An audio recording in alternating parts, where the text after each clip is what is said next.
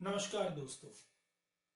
आज हम इजेमआर का यूज सीखेंगे। इंग्लिश में इजेमआर का यूज कहाँ किया जाता है उस बारे में हम थोड़ा सा सीखेंगे।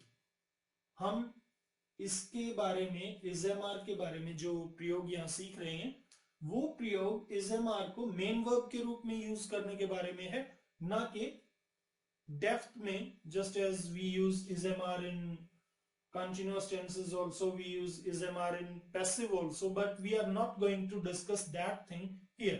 उस चीज को हम यहाँ पे डिस्कस बिल्कुल भी नहीं करेंगे। हम ismr का सिंपल यूज सीखेंगे कि ismr को मेन वर्ब के रूप में हम कैसे यूज करते हैं, कहां ये यूज किए जाते हैं।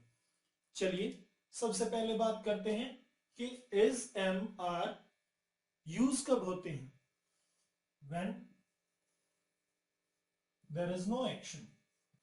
इसका अर्थ है कि सेंटेंस में कोई एक्शन नहीं है, हम बस एक इंफॉर्मेशन दे रहे हैं, बस हम कुछ बताना चाह रहे हैं, कोई क्वालिटी, कोई भी विशेषता, कोई गुण, कोई अवस्था, स्टेट ऑफ बीइंग।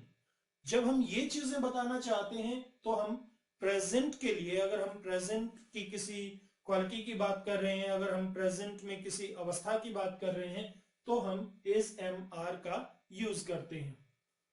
इज का यूज कहां होता है? इज का यूज होता है ही के साथ, शी के साथ, इट के साथ। इट ये कोई वस्तु हो सकती है या कोई जानवर, कोई पालतू जानवर या कोई भी और जानवर, उन सब के लिए इट का यूज हम कर सकते हैं। और इट का यूज हम करते हैं जब हम किसी बेबी, किसी बच्चे के लिंग के बारे में नहीं बात करना चाहते। That means we don't want to say कि बच्चा लड़का है या लड़की है, तो हम उसके लिए इट का यूज कर सकते हैं बजाय ही और शी के। इसके साथ साथ सिंगुलर नाउन्स के साथ भी हम इज का यूज करते हैं। Singular nouns means just as Ram, Mohan, और names of our pets just as Moti, my dog, or anything else. In the same way, we use are with plurals. That means with they, we, or plural nouns. Apart from them, we use are with you। चाहे ये एक person को refer कर रहा हो, चाहे ये ज्यादा को, ये सेकंड पर्सन होता है और सेकंड पर्सन के साथ हमेशा आर का यूज होता है। दैट मीन्स यू के साथ हमेशा आर का, वी के साथ आर का, दे के साथ आर का। और फिर जैसे राम एंड श्याम ना, मैंने राम और श्याम को जोड़ दिया है तो ये एक से ज्यादा हो गए, प्लूरल हो गए। अब इनके साथ आर लगेगा। या जैसे इस का यूज हम कर सकते थे बॉय के साथ एक लड़का, गर्ल के साथ एक लड़की। लेकिन अगर हमारे पास बॉयज हैं, हम बात करना चाहते हैं गर्ल्स के बारे में, तो हम प्रयोग करेंगे आर का। एम सबसे इजी है, एम का यूज आई के साथ, आई के साथ हम यूज करेंगे एम का। तो चलिए हम कुछ स्टेट ऑफ बीइंग, कुछ क्वालिटीज, कुछ अवस्थाएं देखते हैं जहां पे हम बात करेंगे कि सेंटेंस के अंदर कोई भी एक्शन नहीं है। क्योंकि हम टेंसेस को थोड़ा अलग तरीके से सीखते हैं, हम ट्रांसलेशन को थोड़ा सा अलग तरीके से सीखते हैं। हमें बताया जाता है कि ता है, ते हैं, ती हैं, ये प्रेजेंट का रूप होता है, जब सेंटेंस के अंत में ता ते ती आता है तो हम उसको प्रेजेंट इंडेफिनिट का सेंटेंस मानते हैं। लेकिन एक सेंटेंस देखिए, मरुस्थल में दिन गर्म होते हैं। अब जब हम इस सेंटेंस की बात करते हैं कि मरुस्थल में दिन गर्म होते हैं, तो हम बात कर रहे हैं, हम सिर्फ गर्म होने की, दिनों की एक विशेषता के बारे में बात कर रहे हैं कि किस तरह के दिन होते हैं, वे गर्म होते हैं।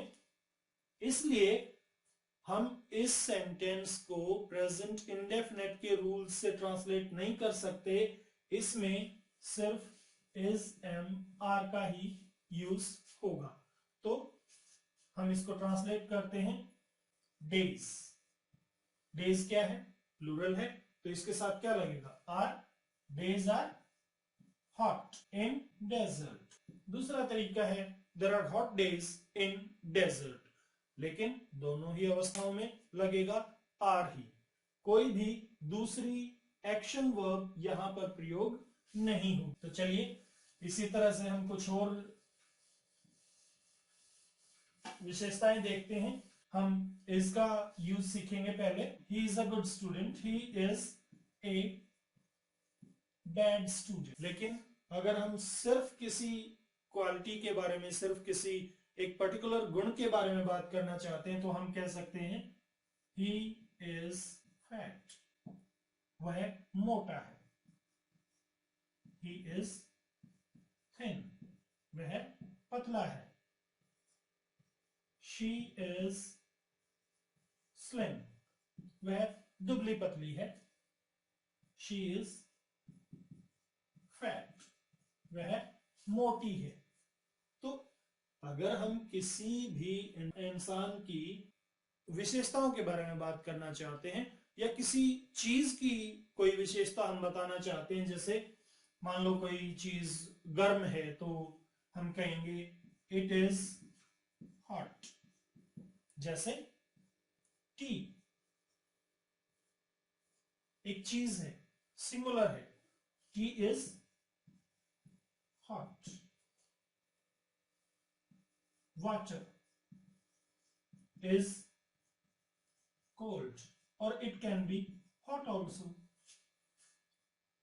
In this way, we can use is with singular subjects, with he, with she, with it, with any singular noun, जब हम किसी भी चीज की क्वालिटी को बताना चाहते हैं तो हम इस्तेमाल करेंगे प्रेजेंट में इज का, जब हमारा सब्जेक्ट सिंगुलर थर्ड पर्सन होगा या एक नाउन होगा। इसी प्रकार से हम यूज करेंगे आर का अगर हमारा सब्जेक्ट प्लूरल है, अगर हमारा सब्जेक्ट एक से ज्यादा नाउन है, या अगर किसी नाउन का प्लूरल फॉर्म हमने प्रयोग किया है तो भी हम इस्तेमाल करेंगे आर का।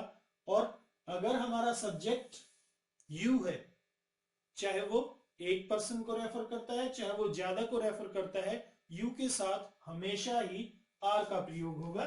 जैसे यू आर वेरी नाइस, आप बहुत अच्छे हो। You are outstanding,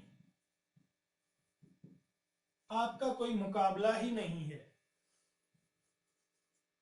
you are smart, आप बहुत ही स्मार्ट हो। इसी तरह से they are brave, we are funny, हम बड़े मजाकिया हैं। तो इस तरह से विशेषताएं बताने के लिए यू के साथ, दे के साथ, वी के साथ, या किसी भी नाउन का अगर प्लूरल रूप लिया है या दो नाउन आ गए हैं तो हम आर का प्रयोग करते हैं। जैसे boys are, we can say boys are brave, whereas girls are smart. What girls are? Girls are smart and boys are brave.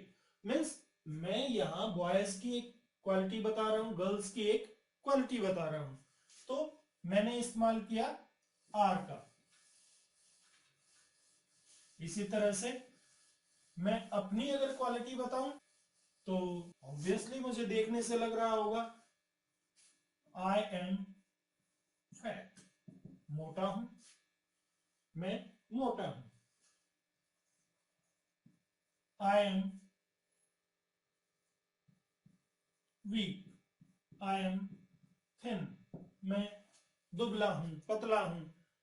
ये तो सपने की बात है, लेकिन फिर भी बता रहा हूं कि अगर आपको अपने बारे में कहना है, जैसे आपको कहना है मैं दुबला पतला हूं, I am weak, I am thin, I am not fat. इस तरह से ये हमने बात की क्वालिटीज की। अगर हमें किसी की भी क्वालिटी बतानी है तो हम प्रयोग करते हैं इज, एम, आर। इसी तरह से किसी अवस्था के बारे में, स्टेट ऑफ बीइंग के बारे में अगर हमें बात करनी है तब भी हम इज, एम, आर का ही प्रयोग करते हैं जब उस वाक्य में कोई काम नहीं है, कोई भी एक्शन नहीं है। जैसे अभी वर्तमान में मैं कहा हूं? मैं आप लोगों के सामने हूं। I am in front of you. आप कहां हैं? आपकी अवस्था क्या है? You are in front of your PC और स्मार्टफोन। आप अपने पीसी या स्मार्टफोन के सामने हैं। तो ये एक अवस्था है, ये एक स्टेट ऑफ बीइंग है जिसको हम इज, एम, आर से दिखा सकते हैं। जैसे मान लो इज का प्रयोग करना है तो हम क्या कहेंगे? ही इज नॉट हियर, वो यहां नहीं है। वो यहां है, ही इज हियर। वो दिल्ली है, ही इज इन दिल्ली। वो कहां है? उसकी अवस्था कहां की है? उसकी अवस्था है दिल्ली में है वो। तो दिल्ली में है, वर्तमान में हम अवस्था के बारे में बात कर रहे हैं तो हमने यूज किया इज का। तो इस तरह से दोस्तों अगर हमें किसी भी क्वालिटी के बारे में बात करना है या किसी अवस्था के बारे में बात करनी है तो हम प्रयोग करेंगे इज, एम, आर जब किसी सेंटेंस में कोई एक्शन नहीं है, एक्शन नहीं है, तब हम यूज करेंगे इज, एम, आर। अगर हम प्रेजेंट में बात करना चाहते हैं तो प्रयोग होगा is, am, are. Thank you.